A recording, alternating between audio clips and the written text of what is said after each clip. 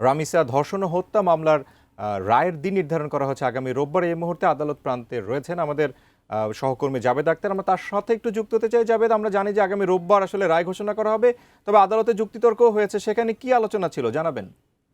শিশু সহিংসতা দমন ট্রাইব্যুনাল ঢাকা মহানগরের আদালতের বিচারক মাসরুর সালেকিন তিনি এই রামিসা হত্যা মামলার যে চাঞ্চল্যকর মামলাটি সেটি রায়ের জন্য রোববার দিন ধার্য করেছেন এবং আজকে যুক্তিতর্ক উপস্থাপনের দিন ধার্য ছিল। আজকে দুই পক্ষই যুক্তিতর্ক উপস্থাপন করেছেন। দুপুর 12:15টার দিকে যুক্তিতর্ক উপস্থাপন শুরু করেন আসামি পক্ষের আইনজীবী, রাষ্ট্রপক্ষ যাকে নিয়োগ দিয়েছিলেন অ্যাডভোকেট আজিজুর রহমান দুলু, এবং একই সাথে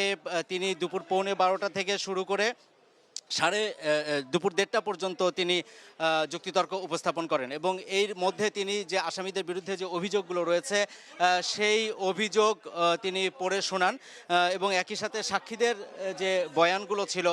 যে জবানবন্দি দিয়েছেন, তাদের যে যুক্তিগুলো তারা দিয়েছেন সেই বিষয়গুলো যুক্তিতর্কে উপস্থাপন করা হয়। এবং একই সাথে আসামি পক্ষের যিনি আইনজীবী দুপুর 1:30 পর্যন্ত যখন শুনানি শেষ করেন, তখন আসামি পক্ষের আইনজীবী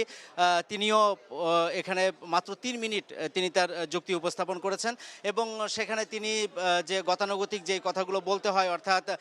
উনি যেহেতু রাষ্ট্র নিযুক্ত আইনজীবী, স্টেট ডিফেন্স লয়ার, সেই হিসাবে তার পক্ষে যতটুকু বলা সম্ভব, যতটুকু না বললে নয়, তিনি সেই বিষয়গুলোকে এখানে প্রাধান্য দিয়েছেন এবং এই দুই পক্ষের যুক্তিতর্ক উপস্থাপন শেষ করে আদালত সব কিছু শুনেছেন এবং সেখানে আসামি পক্ষের যিনি রাষ্ট্রনিযুক্ত আইনজীবী তিনি মূল যে বিষয়গুলো তুলে ধরার চেষ্টা করেছেন, যে এই যে 19শে মে যে ঘটনাটি ঘটেছে সেখান থেকে শুরু করে এখানে আসামি সোহেল রানা, তার যে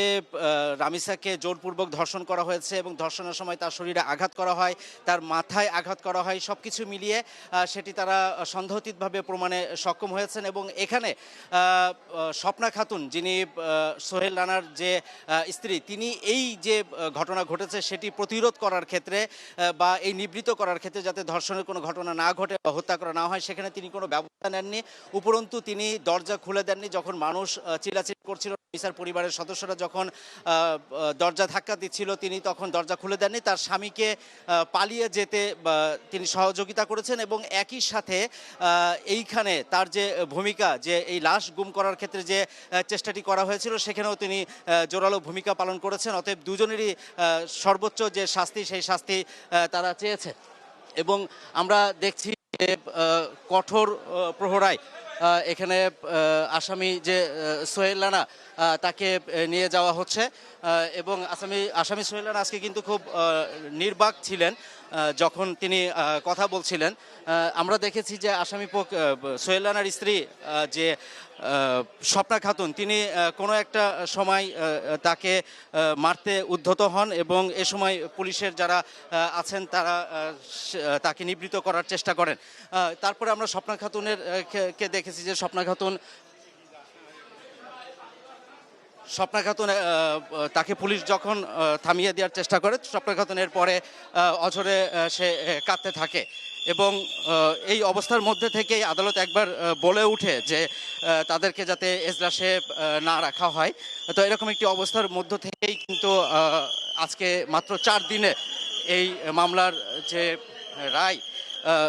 পর্যায়ে চলে আসলো এবং মাত্র 4 দিনের মধ্যেই যে বিচার শুরু হয়েছিল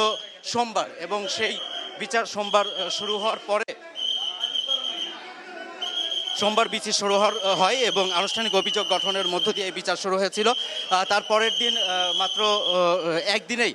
16 জনের সাক্ষ্য গ্রহণ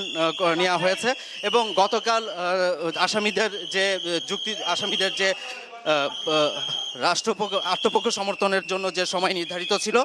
সেটি তারা করেছেন এবং আজকে যুক্তিতর্ক উপস্থাপন হলো। এবং আমরা দেখেছি যে এই ঘটনায় মাত্র 19 দিনের মধ্যেই, মাত্র 5 দিনের মধ্যে, এই ঘটনার 5 দিনের মধ্যেই তদন্ত প্রতিবেদন যেমন দেওয়া হয়েছিল, ঠিক একই রকমভাবে দ্রুত গতিতেই কিন্তু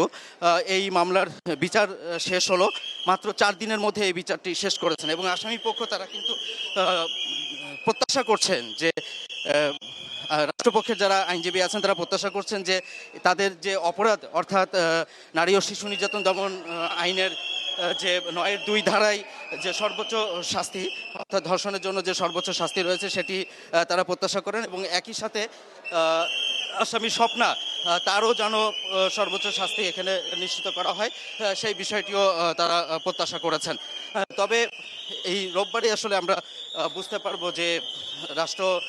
পক্ষের যে সাবমিশন ছিল সেই সাবমিশনের প্রেক্ষিতে আদালত আসলে কতটুকু এই বিষয়গুলো তাদের যে সাক্ষীতে উঠে এসেছে সেটি কতটুকু আমলে নেন এবং সেই আমলে নেওয়ার মাধ্যমে এখানে তারা সর্বোচ্চ শাস্তি দেন কিনা সেই বিষয়গুলো হয়তো আমরা পরেই দেখতে পাবো।